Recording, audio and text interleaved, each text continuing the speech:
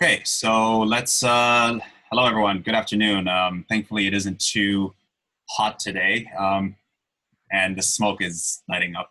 So let's jump straight into it. Anne, do you want to get started? Anne? Am I freezing or are you freezing? Well, it could be me, I don't want to, but I Okay. think you're freezing. Can you hear me now?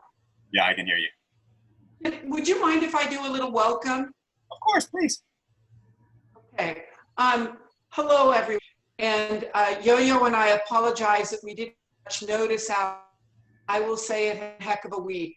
For all of you that have family or friends in any of the fire zones, and I know there are a number of people who have friends and family or their own homes in the fire zone, my heart and all of our heart are with you.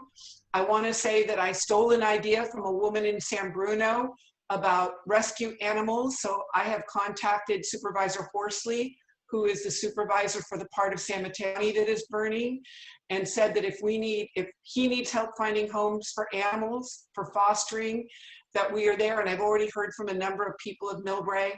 I just want you to know that we are here for you. Keep me informed so that I can do what I can. I am your representative to the Emergency Services Council, and we are getting updates, but things are happening so quickly, it's almost impossible to be on top of everything. So I want to go right to the source and give only the best information available at the time. I see Jean on the call, so Jean knows as a CERT member, as one of our CERT instructors, that in times of disaster, the best thing we can do is give the best, most perfect information we have at that time. So please reach out to your city, reach out to me, and we're gonna get through this together. And I thank you all. I think the people of Millbrae have been amazing. I know a number of you are already fostering animals, so thank you for that.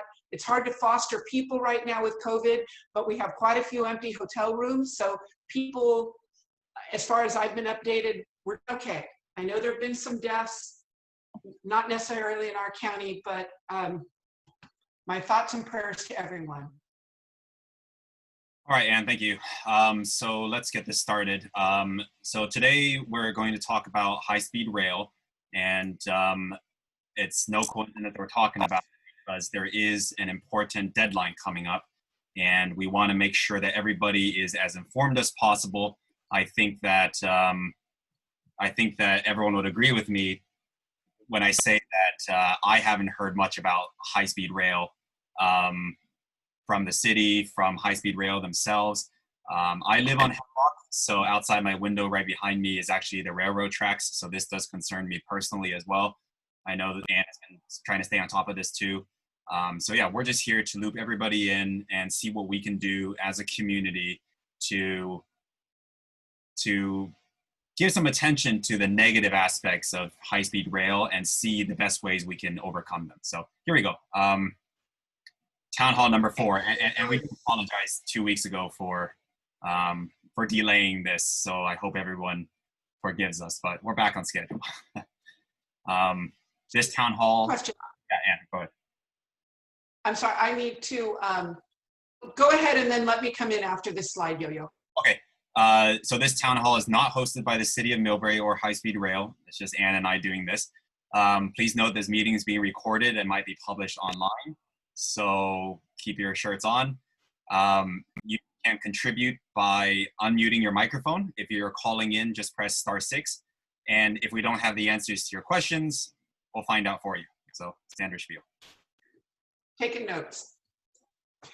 Okay, I also want to give a further disclaimer. The city of Millbrae has been aware of high-speed rail's plans since July 23rd of 2019, when they came to our and said, oh, well, Millbrae, we're going to eminent domain from Millbrae Avenue, the railroad tracks, and Taco Bell, and we're going to turn you into a surface parking lot to make up for the parking that is going away because the BART parking lot is taking away some of the parking that gave to Caltrain. So the city has been working on this. At the current, the city hired outside attorneys, because our regular attorneys actually work for the transportation agency. And our outside attorneys just today completed the draft comment from the city of Millbrae to High Speed Rail about its entire environmental impact report.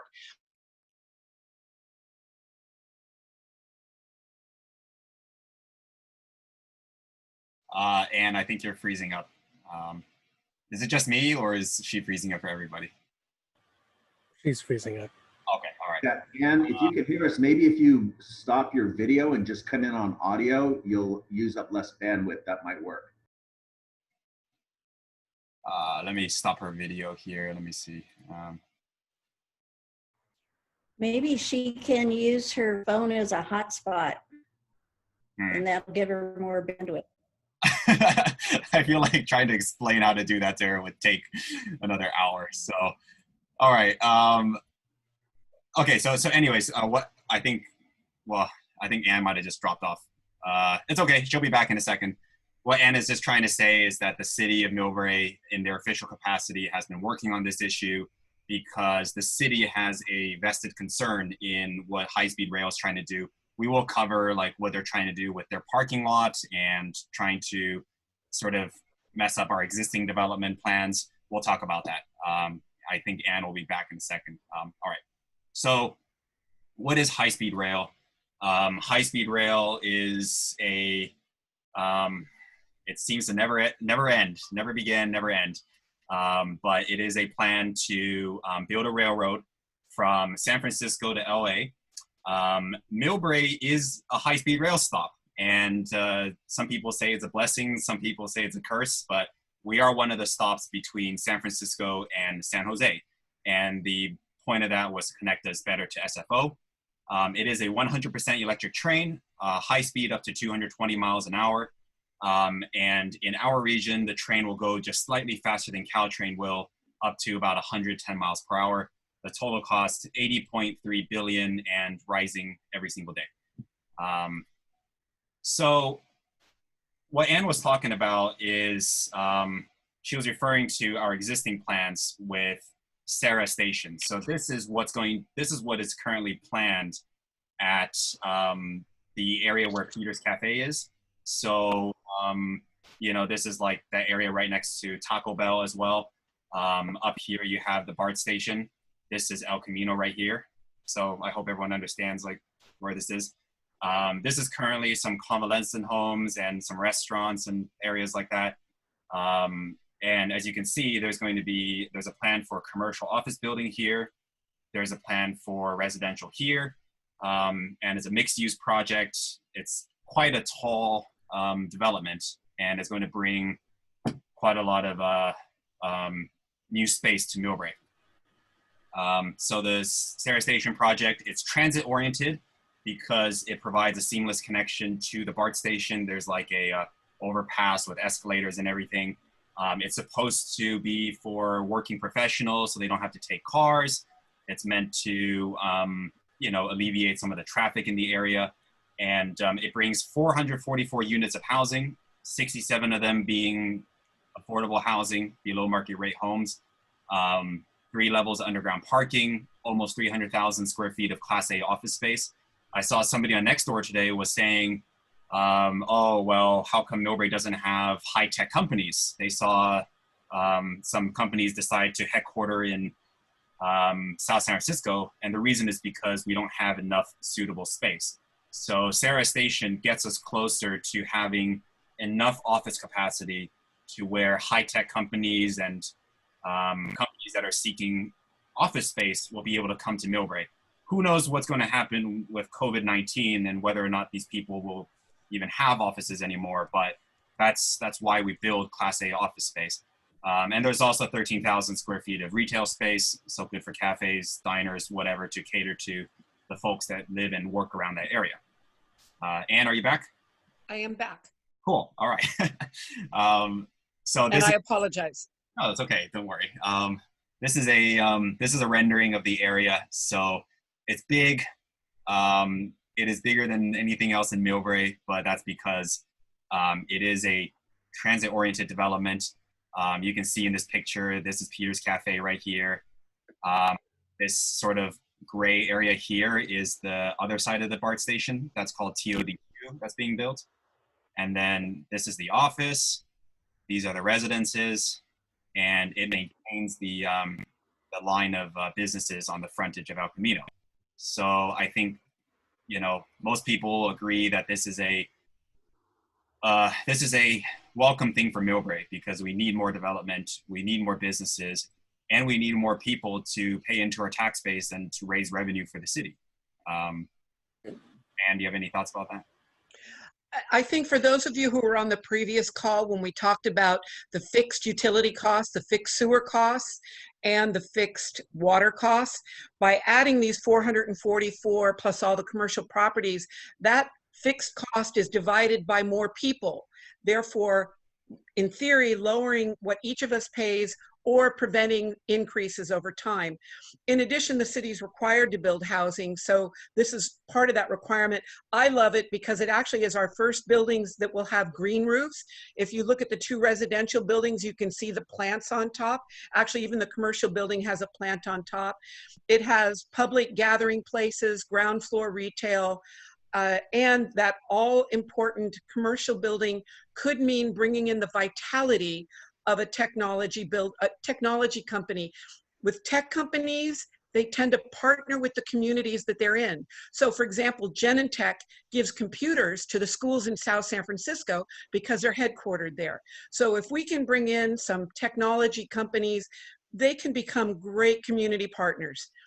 They're big buildings, but Millbrae is only 3.2 square miles. And our commercial piece is really just what you're looking in this photograph. We don't have a lot of land. And that means if it's not going to come to the cost of residents, we have to build up our commercial space. So I actually am very fond of this project and heartbroken that high-speed rail has shut it down. Yeah, so then our next slide will show how they shut it down, or plan to shut it down. All right, let's see. Okay, so this is high-speed rail's brilliant plan for this area. So let me go back real quick. So they want to turn this hundreds of thousands of square feet of office space, thousands of jobs, retail space, and residential space, affordable housing into this. This drawing is from high-speed rail, by the way. We didn't draw this. So yeah, they just want to turn it into a parking lot, a surface parking lot, not an underground parking lot, not a mixed use development, not anything fancy, just this parking lot here, plus a few trees. And this is pretty much what high-speed rail wants to do. So you can see why Ann and I are concerned. You can see why the city of Millbrae is concerned. And you can see why the neighbors in this area are also concerned. And we feel like the whole city should, quite frankly, be a little bit outraged, because we deserve more than to just be a parking lot for high-speed rail. So this is the more detailed proposal from high-speed rail. So as you can see, like this is Chase Bank here.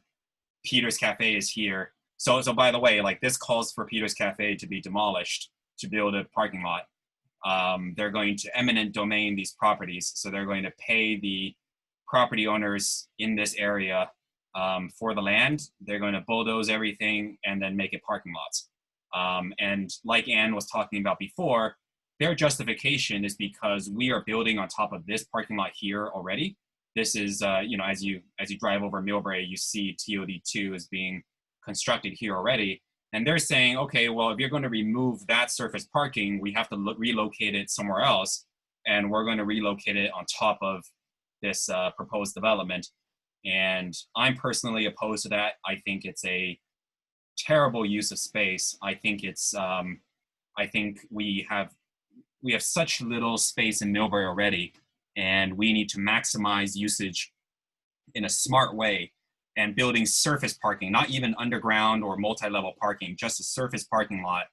That's not smart. And that's not going to get Millbrae to where we need it to be in terms of economic vitality and opportunity. Anything to add, Ann? No, I think your point on, I wonder, Yo-Yo, how do we want to take questions? I see that chat is turned off, but we didn't start, and maybe you did while I was frozen. If people have questions, we can take a couple of quick ones as we go along and then go into the detail at the end. Yeah, like our previous town halls, sorry, I did forget to mention, this is a town hall. Pretend we're in the same room together. Just feel free to interrupt whenever. So you have a question, just unmute yourself and go ahead.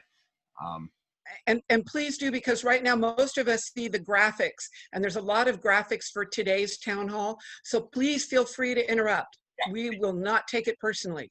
Sorry, I'm just sweating like crazy. I see Janet's hand. Janet, go ahead. Janet, please.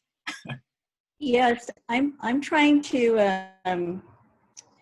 So I'm trying to look at this a little closer. So pardon me. I'm not trying to lure at anybody, but. So what are they doing with California Drive? Are they changing the alignment of California Drive here? I can so answer they're pushing that. everything. They pushing everything west, right? Correct. The plan, and one of the community benefits from the Sarah Station project is that Sarah Station was going to help cover the cost of rebuilding California Drive. Basically, our goal was to straighten California Drive. And if you look at this picture from the right-hand side of the screen, you can see California Drive right at Murchison. It goes into a darker gray and straightens, well, this is the high-speed rail version. The Sarah Station version is slightly different, but it comes up to where the old lumber mill is, and that then becomes part of a street that connects up to El Camino Real at Victoria. So with Sarah Station, part of their community benefit, what they are giving to the city for the privilege of getting to build, is redoing that road. Now, high-speed rail has sent that away, so they've done a version of this, and it still connects up. But to be honest, they may not get to this for 20 years.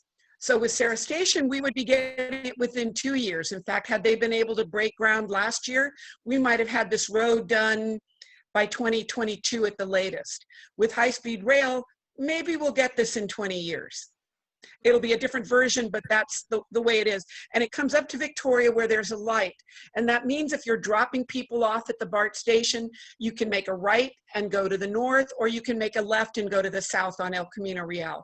Currently, you cannot do that. You have to go back to Murchison to do that.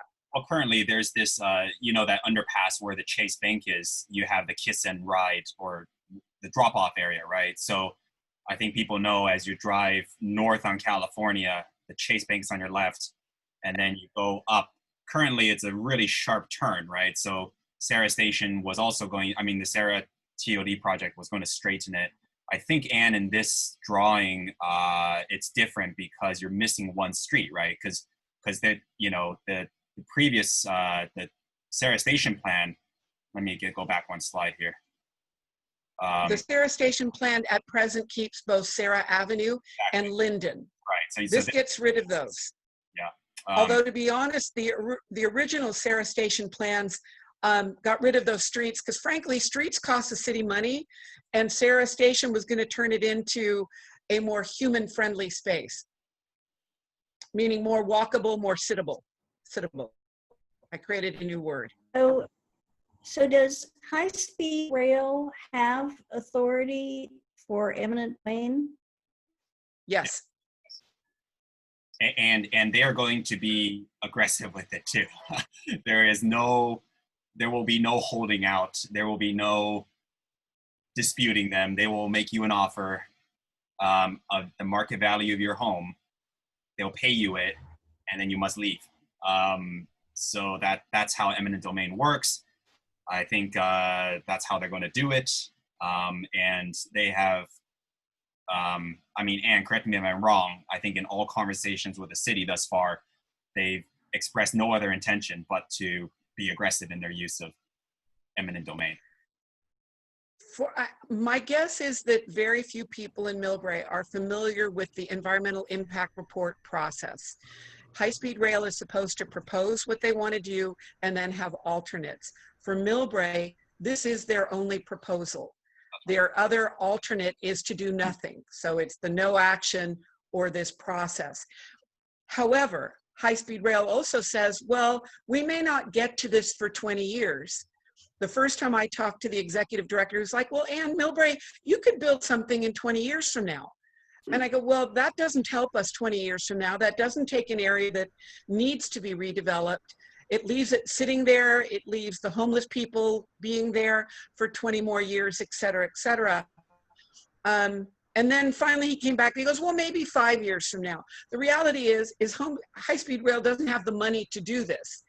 They've done enough by saying that they would eminent domain to make it difficult for any developer in this area to get the funding to build what they want to build. But so yeah, they can eminent domain. When will they get around with it? In the meantime, Millbrae sits in a holding pattern. Right. Well, and also like we are jeopardizing the financing of the Sarah Station project. So if you know the bank knows that, hey, like this new big office building we're about to build is going to get, you know, turned into a parking lot soon, that jeopardizes whether or not this Sarah Station project is even going to get built. And so even having the presence of these plans, this EIR proposal, is a problem. And to add on to what Ann said, so they, I think some people around Hemlock and Aviador got like a public notice, but on the public notice, there's an alternate A and B. It's basically Plan A, Plan B, and like Ann was saying, Plan A and Plan B for Millbrae are the same. They're the exact same. They both call for this parking lot. They are different for other cities. For example, in San Carlos, I think like Plan A and Plan B called for different like track configurations and things like that. But for Millbrae, they're the same. So we not only feel like our hands are a little bit tied here, but that we have no Plan B to rest on because the plans are the same. Anyways. Yo, if I can interrupt, I think Janet had something else. Right now with this screen mode, I can't see other people's hands raised. I'm trying to scroll back and forth. But for everybody who lives on Hemlock, we're going to be getting to Hemlock shortly. So hang tight on Hemlock. Janet, go ahead. A couple questions. One is, when is the deadline for comments to the EIR? Perfect question. The comment period was going to be August 24th. Both Ruben Holober and I asked for an extension, so they gave us a 2-week extension to September 9th. Yeah, we will talk about and the city's comments are going to go public on September 4th, which is a Friday. Mr. Cooney, I want to ask 2 questions. First of all, if high-speed rail wants to take that property that the city already has plans to develop, they have to pay fair value. And does that fair value include what Millbrae might earn by developing it the way they're now planning to do? No. Why not? That's not the definition. They're not going to pay Millbrae. They're going to pay the landowner. Oh, so Millbrae doesn't yet own the property. Well, Millbrae does own a couple of parcels in here. They are currently the restaurant that used to be Zach's and a parking lot. So they would pay us some portion for that, but certainly not the value that it would be as developed. And that's because we don't yet own the property. We just have a plan to buy it and develop it. No, it's just the laws under eminent domain. It's different from the eminent domain law that I know, but here's my second question.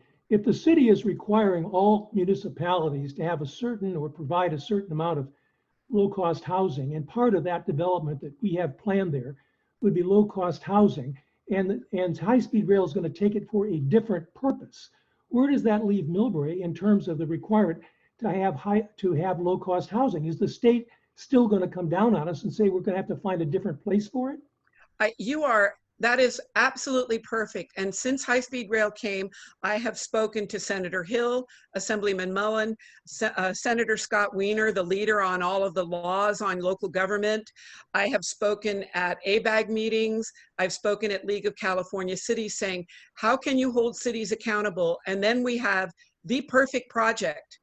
And you're allowing a state agency to do that. What I get back in response is, oh, we don't want to really turn it into a surface parking lot. We want to do that in the EIR to make it easy to pass the EIR. Oh, and we'll come back and talk to you later, 5 years from now, 20 years from now. But Mr. Cooney, you are exactly point on. It is absolutely unfair. I even tried to go to the media to try to get KPIX does a Housing for All series and say, look, we have the perfect project and high-speed rail has shut us down and we haven't been able to get the traction. So part of today's call will be for all of you listening is help us put pressure into the media and to our elected officials to say, we've done what we've been asked. Our developer has done what he has been asked or they have been asked. And it shouldn't take high-speed rail, which can have their cake and eat it too, just not this way, to make it happen. But it is extremely frustrating. Well, it seems to me that we need to get a commitment on the part of the state that if we're going to be strong-armed in turning over property that we had earmarked for low-cost housing, that they're not going to come down on us to find another place for low-cost housing. They can't have it both ways. I agree. That we have to make it. We have to, and I think we have to make that clear in any comments that we end up doing. You know, like, and we'll make sure that our public comments encompass that. And for those of you that don't know, there, you know, we have RENA goals, the, what do you call it? The Regional Housing Needs Assessment. So every city in the state has to meet a certain level of building affordable housing, and the state can crack down on us later if we don't accomplish that.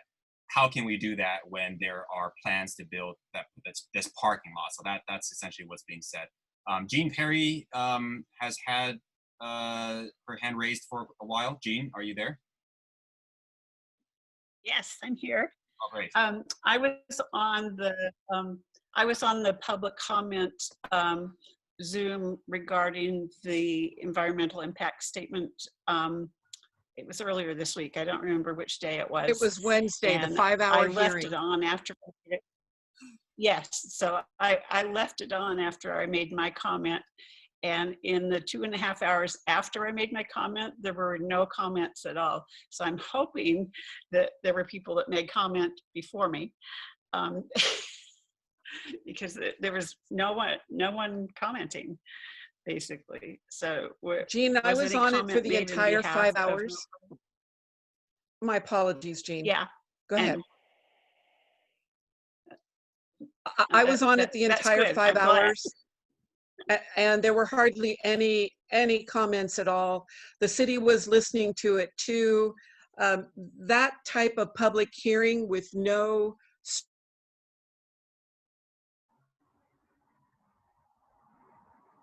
Me, or is she frozen again? I think we've lost Ann again.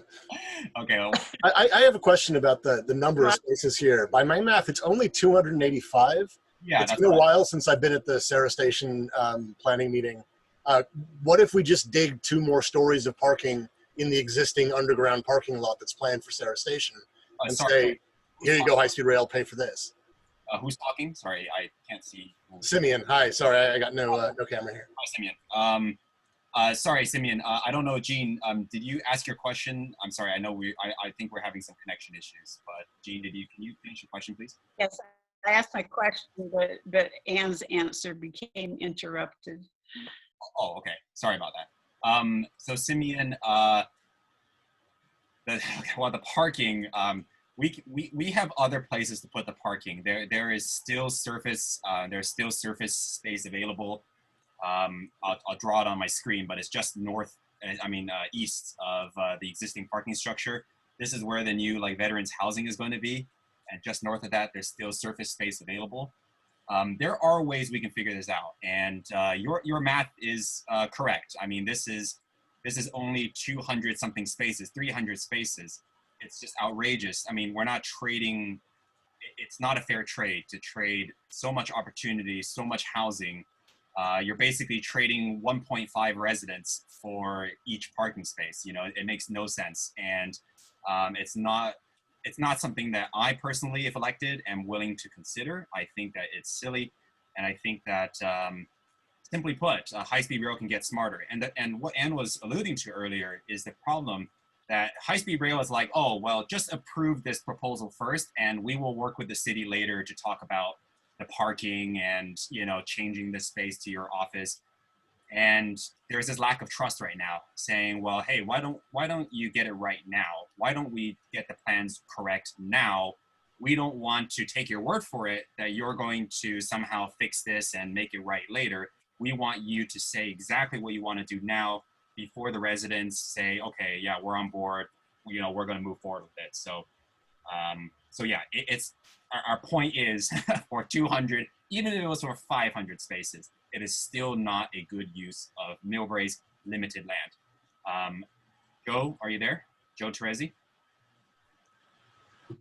Yeah, hi. I wonder if you can enlighten us a little bit as to how we got into this pickle.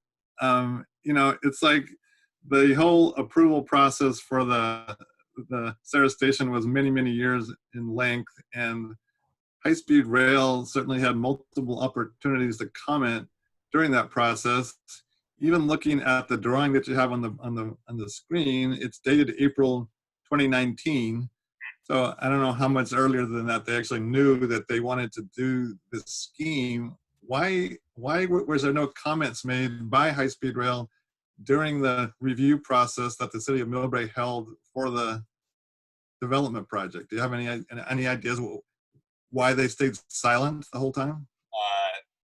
That's a great question for the directors of high-speed rail. You know, this is government for you, right? This is why I get this is why I get driven up a wall sometimes.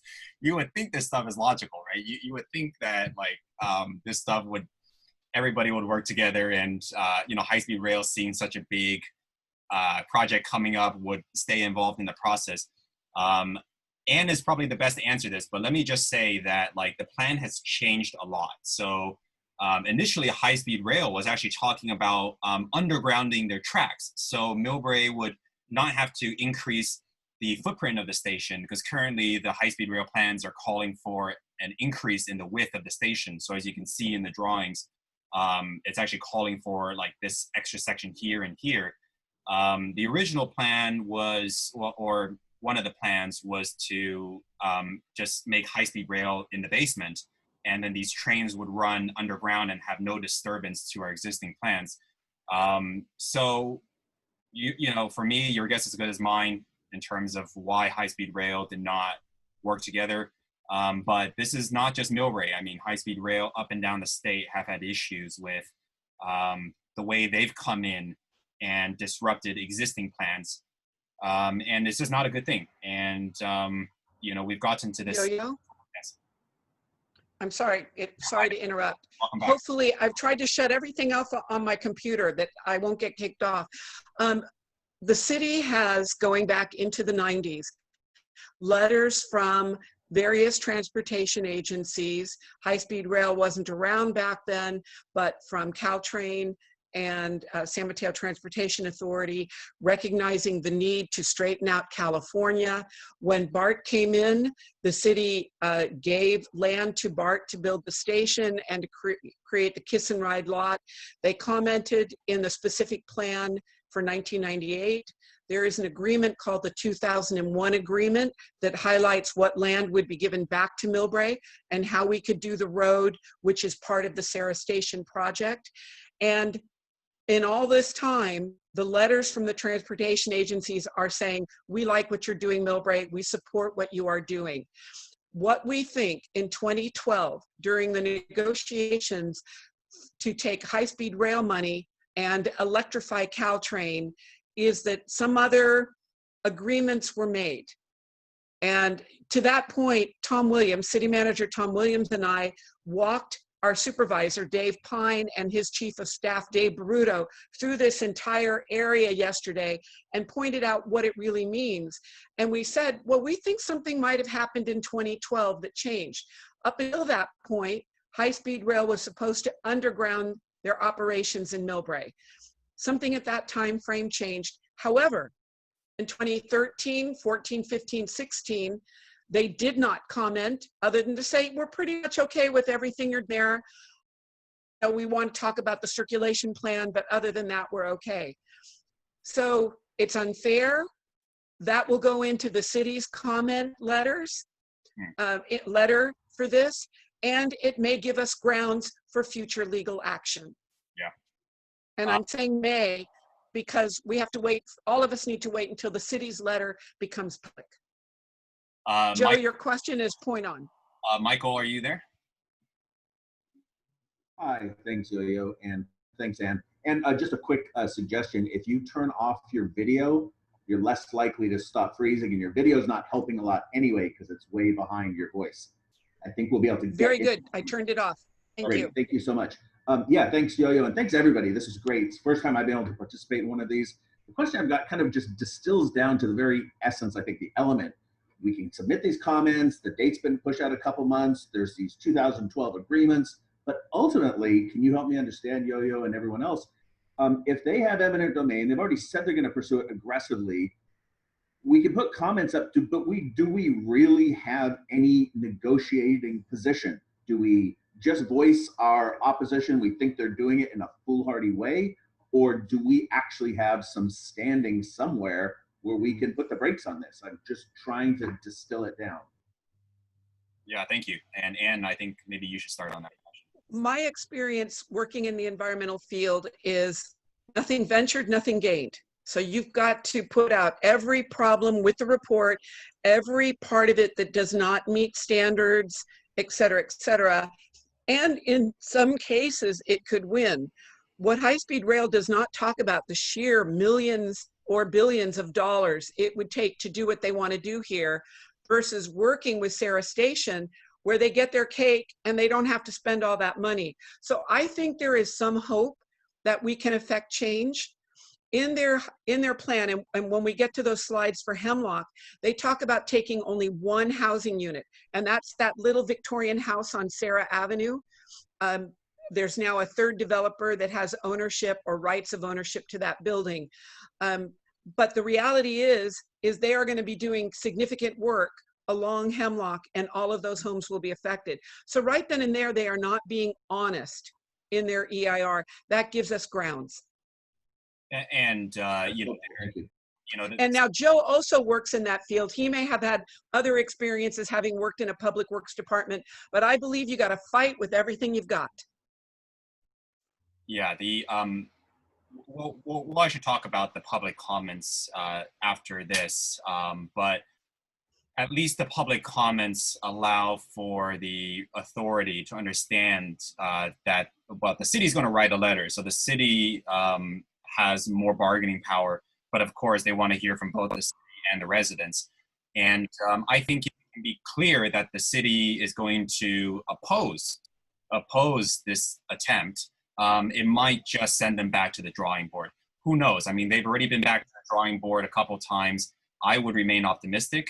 And again, this isn't happening tomorrow or the next year. We're simply saying that even having these plans jeopardizes development and the progress and the pace of development in Millbrae. So we just like to see a little bit more dialogue and also just more concessions from high-speed rail. You know, this needs to be a community effort. This can't just be high-speed rail coming in saying, well, here's our plans, here's the properties we're going to eminent domain, and here's your checks. You know, that's not what we want. We want this to be a more comprehensive and thought out effort. Anyways, we're going to— At the very, Yo-Yo, I'm sorry, and he said this, at the very end of this call, we're going to talk about the city's timeline and how we're going to have another meeting to help everybody, everyone in Millbrae, but especially those neighborhoods most affected, come up with their own set of comments, how to get them turned in correctly, and because it's not just, hey, I don't like this. They can ignore that. But hey, you're taking away 15 feet of my backyard. How is that allowing me to have live in my house? You may say you're not taking it away, but you're taking away everything else. We're going to work on that. So hang tight on that. And hopefully, as soon as the city releases its letter, we're also going to talk about how Tom Williams wants to hear from all the affected people. So we'll get back to that. All right. So there's this is a quick map. And by the way, after this meeting, we'll email out some useful links to everybody. So everybody will have a chance to look at this map for yourself. And I just want to highlight, I live right. Before you move on, I wanted to make sure that the point is brought up that the project that Vince Muzi's building, part of that project is a water treatment plant for all of the runoff in the city of Millbrae. And I think it needs to be made clear that this parking lot plan from high-speed rail is also going to adversely affect the bay water quality, because that water treatment plant won't get built. All right, thank you for that. Yeah, and also with the parking lot, we're not going to get the impact fees from the developer, at least as far as I understand. The developer, Vince, and his buddies, you know, they're going to pay into the city's coffers. They're going to contribute to our tax revenue, and, you know, having properties and apartments built on there helps us with our bottom, you know, helps us with our general fund and the what do you call it, the property tax revenue that we take in from the county. And having a parking lot is not very profitable for the city. So and Yo-Yo, Well, to build upon it's Janet's comments, sorry, Janet, public didn't necessarily understand all of the terrific community benefits we received or will receive from Sarah Station. Rebuilding the water pipeline system, building in a system that could bring treated water from the sewage treatment plant up to the Taco Bell border, the storm drain system that Janet just mentioned, the rebuilding of the road, the bike lane building, the bike lockers, the public space and public art were just a handful of the public benefits this developer was providing to the city so that he could build 10-story buildings. You know, that's part of the trade-off in development. But Millbrae was getting a lot of really great things. The other issue, though, is that Millbrae was also getting paid by the developer for the EIR that was done for the whole development of the specific area plan. So if the developer is not going to be able to develop, first of all, they've already paid in, I think, $12 million, and they've agreed to pay a portion of the, and they've already paid for the all of the different contracts that were, I mean, there were 9 different consultants that were hired by the city. And all of that has already been paid for. So now that that developer can't develop, the city's going to have to give that money back. well, Janet, would you mind sending me an email on that so I make sure that that's added in the city's comments? I had Sure. forgotten about that. That's an excellent point. and that just highlights again how important it is that we get this right, because that could compromise the city to some extent. So thank you, Janet. And I would throw one more thing in. The developer and the city have been working with high-speed rail for a year, and I believe came up with 3 alternative plans that would try to meet high-speed rail's goals. So thank you to Sarah Station Project and everyone involved and the city, and yet high-speed rail turned down every single project. All right, so those all could be considered alternatives, by the way, in the EIR, but are not listed. this map here shows, this is Hemlock Avenue here, and then you have Aviador here, and these are going to be the streets most affected by the new right-of-way.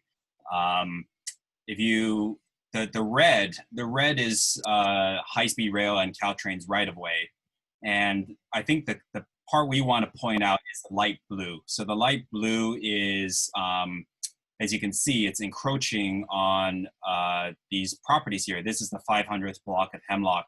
And you can see that the blue actually falls into some people's backyards, especially over here. It goes about like 15 or 20 feet into people's backyards. And that's something we want to get clarified from high-speed rail. Let me show you the next slide, actually. Let's see here.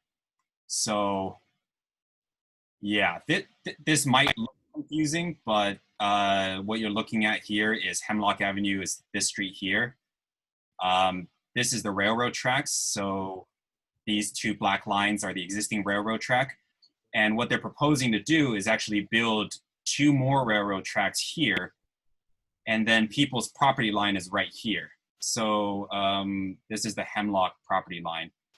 So essentially, what I'm concerned about as a neighbor of this area is if they move the train tracks closer to people's property lines, what kind of noise can we expect to have? Like what kind of increase in railroad noise? And also, what kind of impact to people's backyards will this have? If you look at the brown lines, they're actually proposing to put utilities into people's backyards, and they will basically need to enter people's backyards to do that around this area. So I'd like to know more from High Speed Rail about how they're going to do that, safety risks that exist from putting gas lines, electrical lines into people's backyards, and also whether or not people in that area are really going to lose enjoyment of their homes, or if their property values will be affected by having this new set of train tracks literally in their backyard. And also another problem is how confusing these plans are. So, we looked at these plans today and we're just like, how can anybody without an engineering background understand what's going on here? It's very confusing. It's not very public friendly, and it doesn't help the neighbors in this area understand what's going to happen in and around their homes. So that's something we want to have High Speed Rail improve on. It's just being more clear about what's actually happening in the Hemlock and Aviador neighborhood. Let me advance a slide here. So wanted to recap potential issues. It compromises Millbrae's economic vitality. We have limited space. We have limited space on which to make money for the city and tax revenue.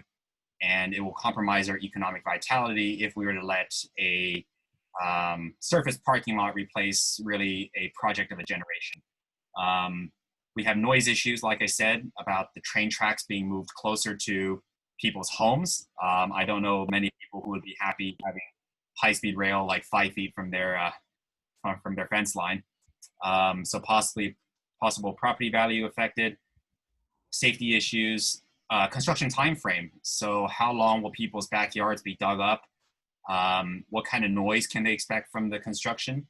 And also, will they have to cut down vegetation and trees? Like, will we see a fire hazard or loss of enjoyment from plants and trees being cut down? So that's also another potential issue.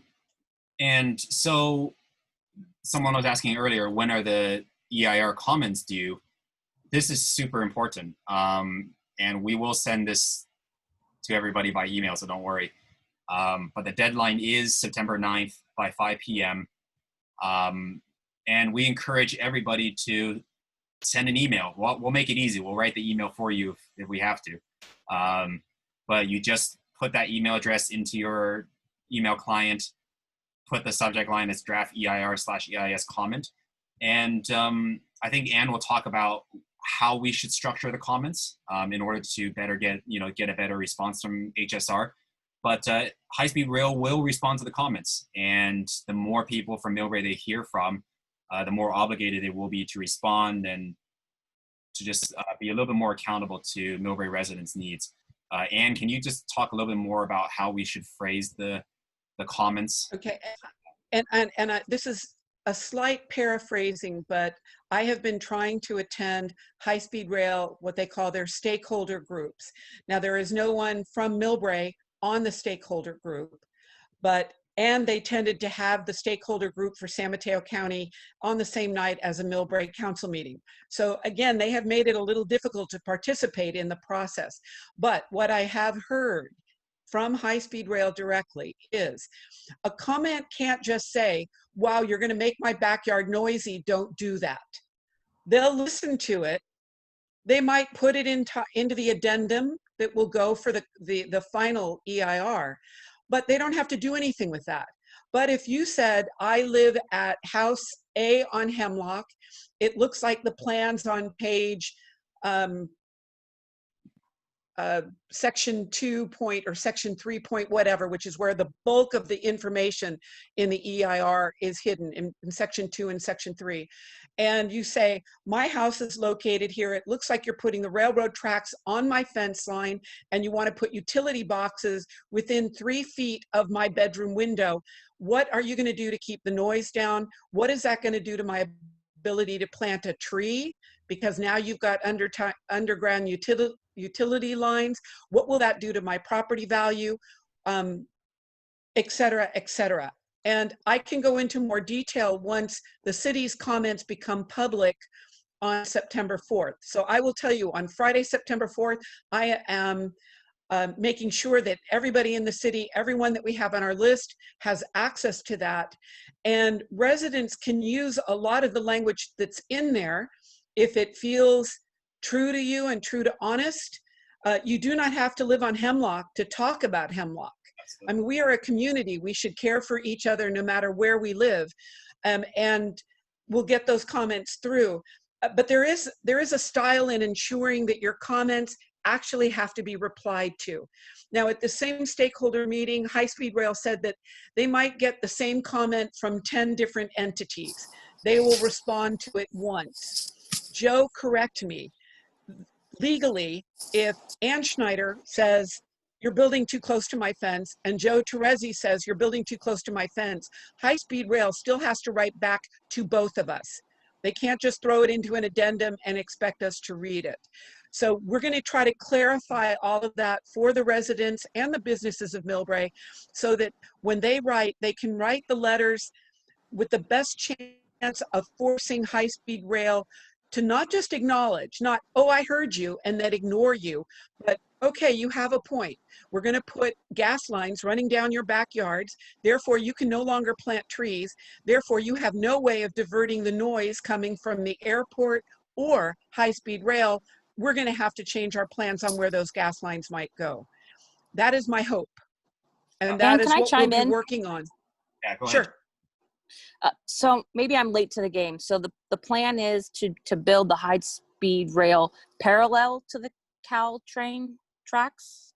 Yes. Is that the, okay, Correct. So what, I mean, I'm in Marina. I'm sure you know, Ann. What is the effect on the Marina neighborhood?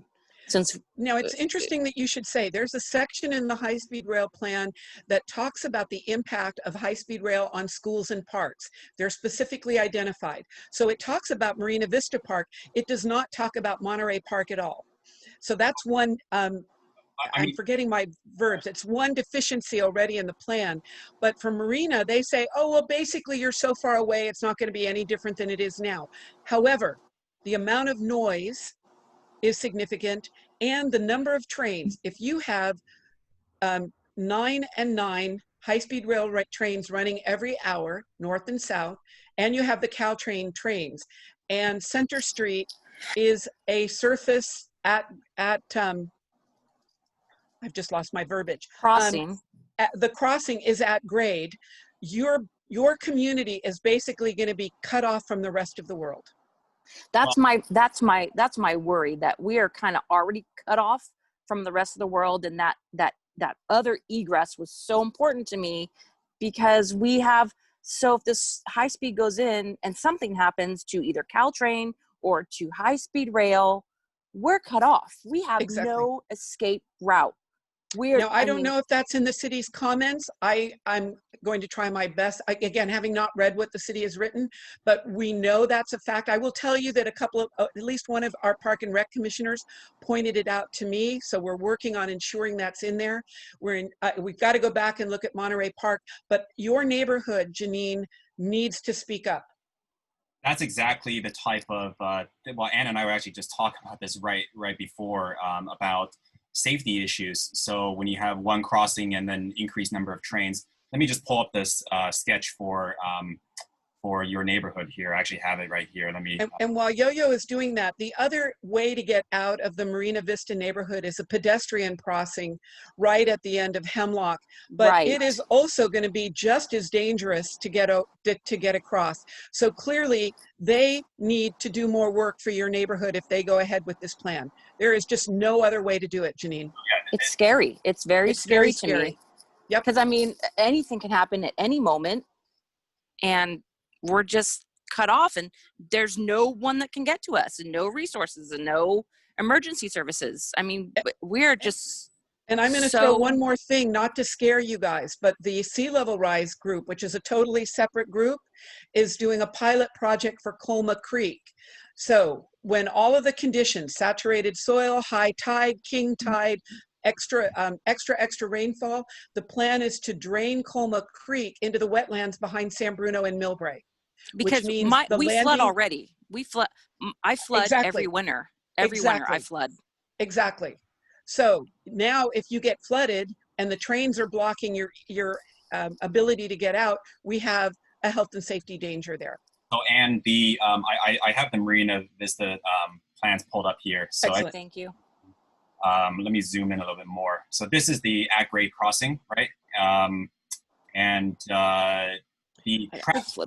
For the people not familiar, if you know where the El Rancho is, this is basically behind the El Rancho. El Rancho is here. This is Center Street.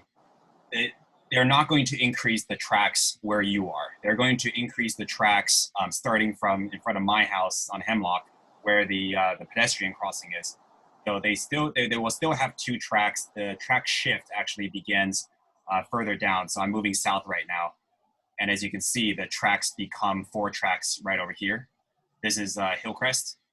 So okay. You see that the track shift begins here. But you're right. I mean, the frequency of trains increases, right? Like we're going to have more trains. You're going to have Caltrain and you're going to have high-speed rail. That is something I'm sure Ann will include in the city's letter.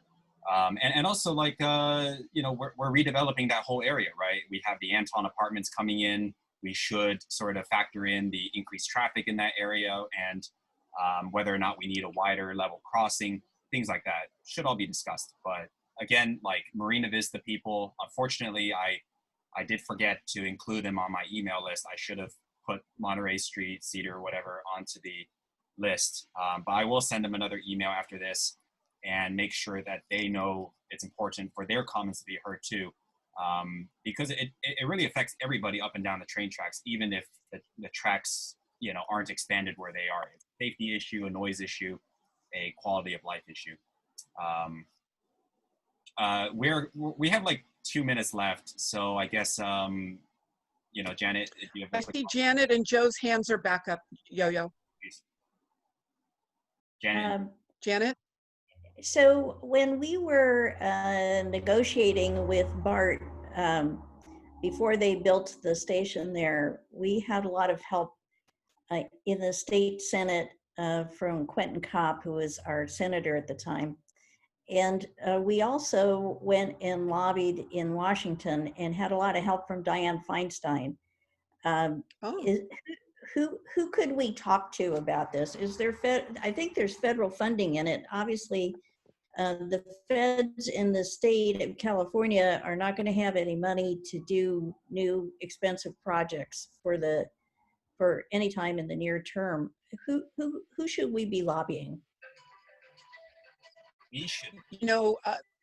I should point out too, thank you to Janet Fogarty, because I've reached out to her to getting more of the history.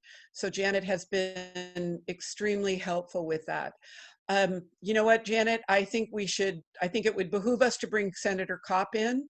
And I don't know if little old Millbrae can get the attention of Senator Feinstein, but nothing ventured, nothing gained.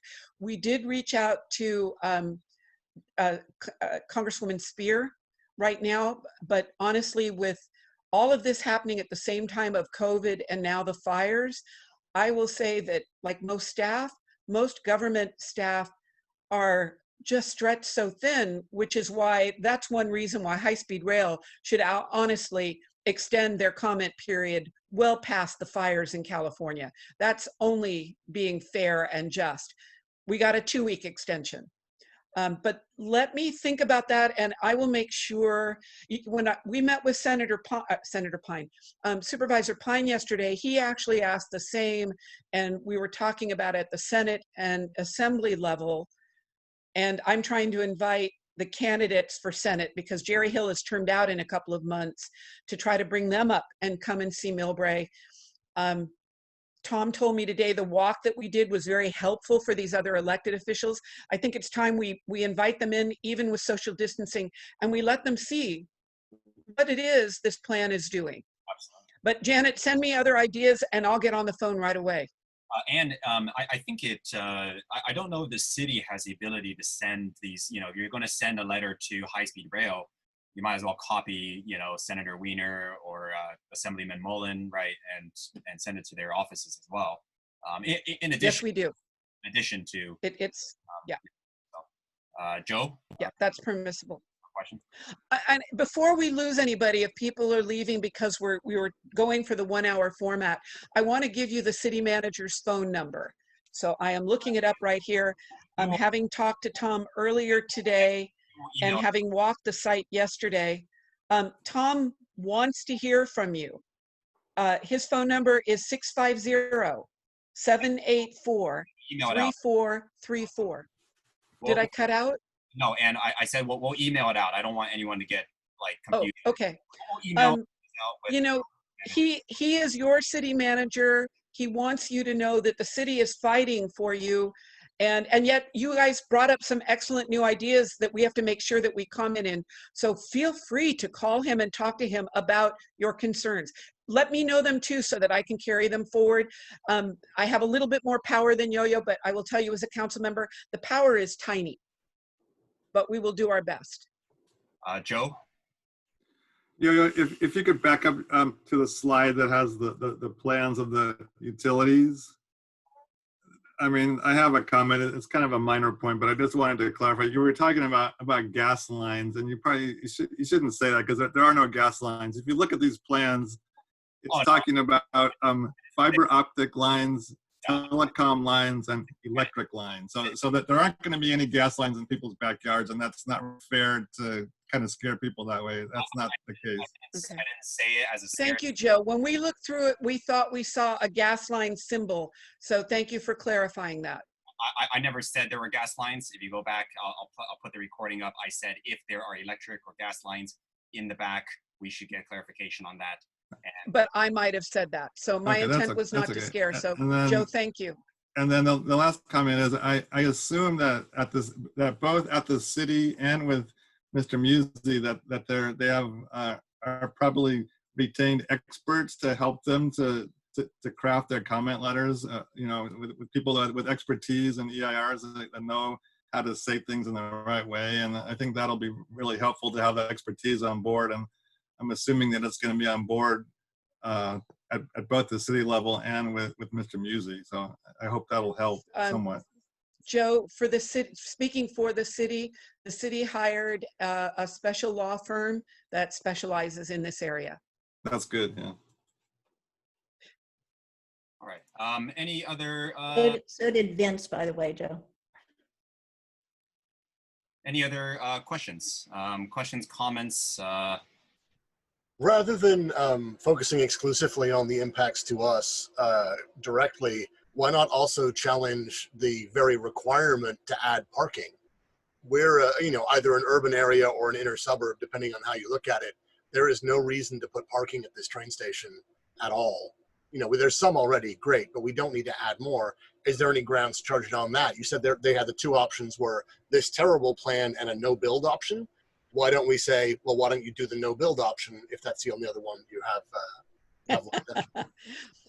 Having not read the letter, I don't know what we said, Mr. I'm sorry, I lost your name there. Mr. Jewell. I think that's a good point. The city will talk about under the project on the other side where the current BART parking lot is, there is veteran preferred housing, a 5-story building being built right there, but there is a surface parking lot behind it that is owned by BART, which could become a structured parking facility, and if built correctly, could actually help absorb some of the noise from SFO. So that will be amongst the city's comments. It'll be among my own personal comments as the city's representative to San Francisco Noise Roundtable and the chair of the Ground-Based Noise Committee. So there are some options that use public land without taking private land for parking. And I'll be honest, one of the reasons I voted for the Sarah Station project's additional parking, their plan was to put in more parking than would necessarily be called for in a transit-oriented development, was that they could rent out that parking to high-speed rail employees or customers. It gave us the flexibility so that those cars would not be parking in our neighborhoods. So, but I like your point. Thank you. And Simeon, I would encourage you to ask that question in the EIR comments. That's what that's for, and to challenge these things. And hopefully they'll provide a substantive response.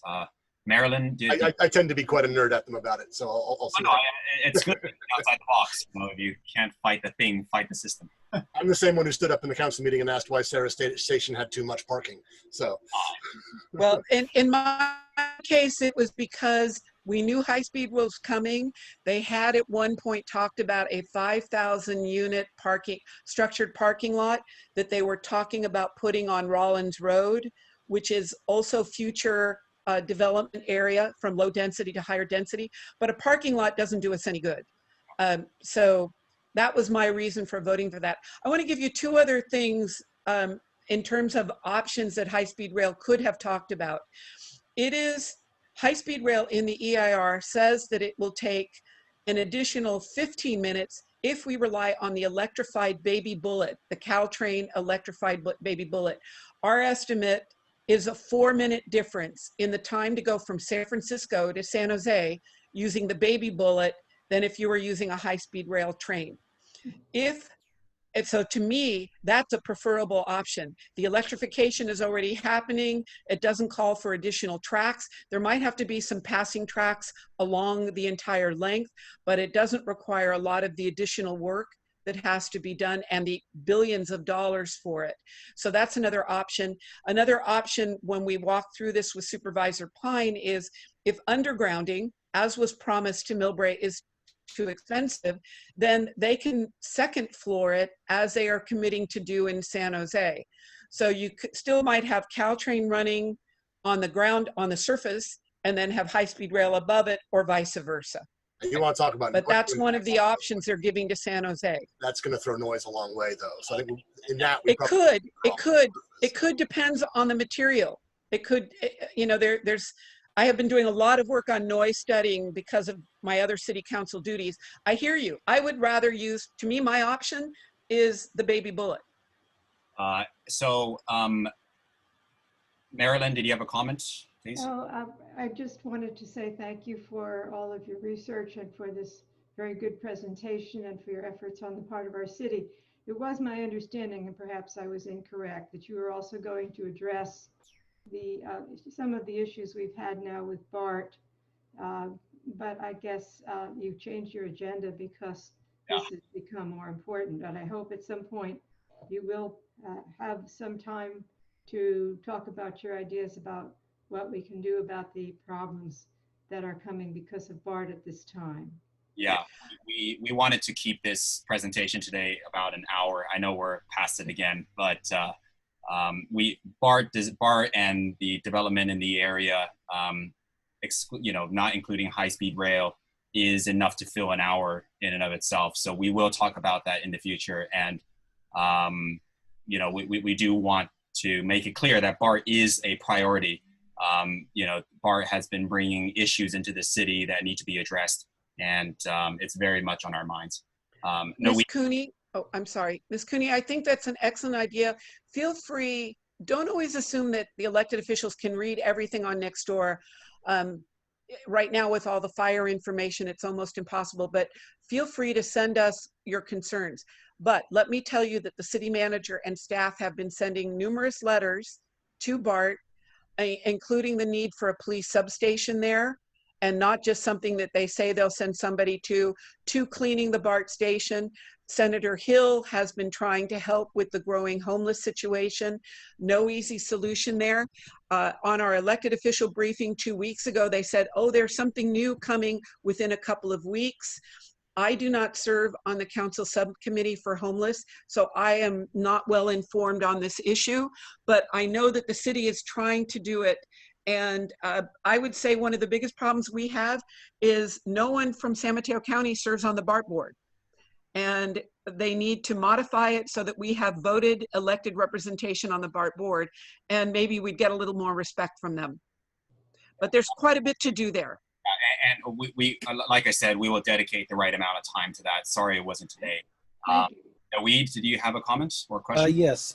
So since high-speed rail is saying this is the only stop between San Francisco and San Jose, have other cities within San Mateo County offered letters of support from other city officials, mayors, council members?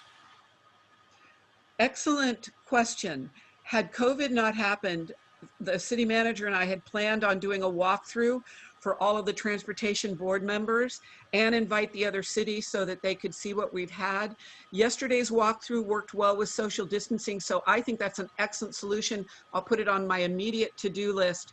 I will say that I brought this up on elected official briefings for COVID, and SAMCETA, which is the San Mateo County, I'm not going to get their acronym correct, they did write a support letter for us, and I think that that is the only support letter that we have received. Instead, we have received no support at all from Caltrain.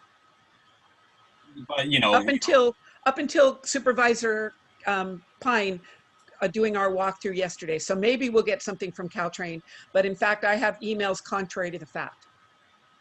I'm sure we can bring together, you know, coalition, and also we should, and perhaps we can contact more community groups, you know, the same housing groups that were pushing, you know, the unions, right, the organized the building trades.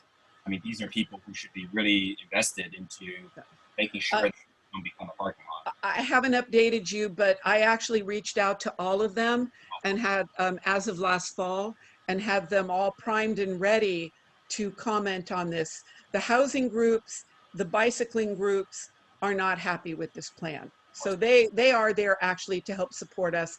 I probably now, COVID has been a big distraction. I need to get word back out to them. We have a whole list of partners for that. So Mr. Amin, excellent, excellent suggestion. Yes, thank you. All right, so we're gonna wrap it up. Before you go, obviously Ann and I are, we're so wrapped up with so much other stuff that we haven't actually done much campaigning stuff. We are in the midst of an election season.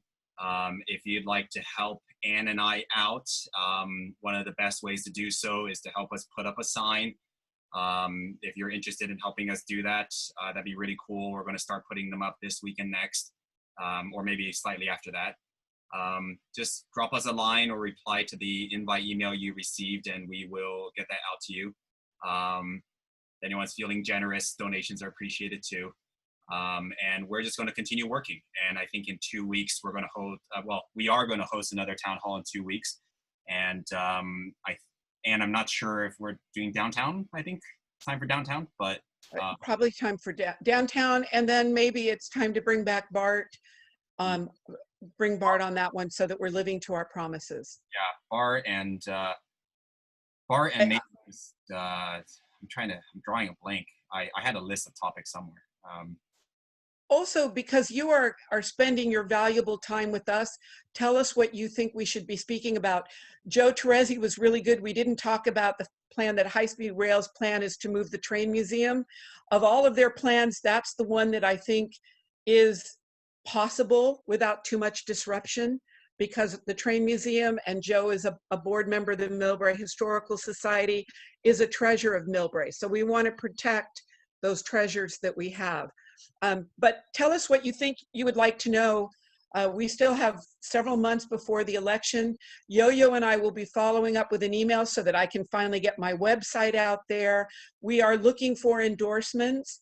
I've had a number of people say, Ann, I support you, but I don't know what an endorsement means. When you endorse a candidate, you are basically telling your community members that you like what this person is doing, you support them, please consider supporting them too. Yeah. So endorsements count, especially endorsements from the people of Millbrae. Yeah.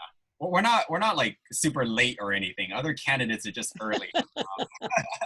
You know, so don't think we're not on top of it. We've just been very busy. I've been trying to I've been trying to do my stuff. It's been super busy with working overtime to, handle the city's response to COVID, to deal with high-speed rail. I mean, I mean, thank you so much on behalf of Millbrae's residents. Really, your work isn't unnoticed, and we need more people like you who are going to work overtime to reach out and identify these little issues, because these little issues, when you don't keep on top of them, they become bigger issues later. And it's better if we can alleviate and address these issues now, so that high-speed rail can really be something beneficial to Millbrae, not a something that we have to be fearful of.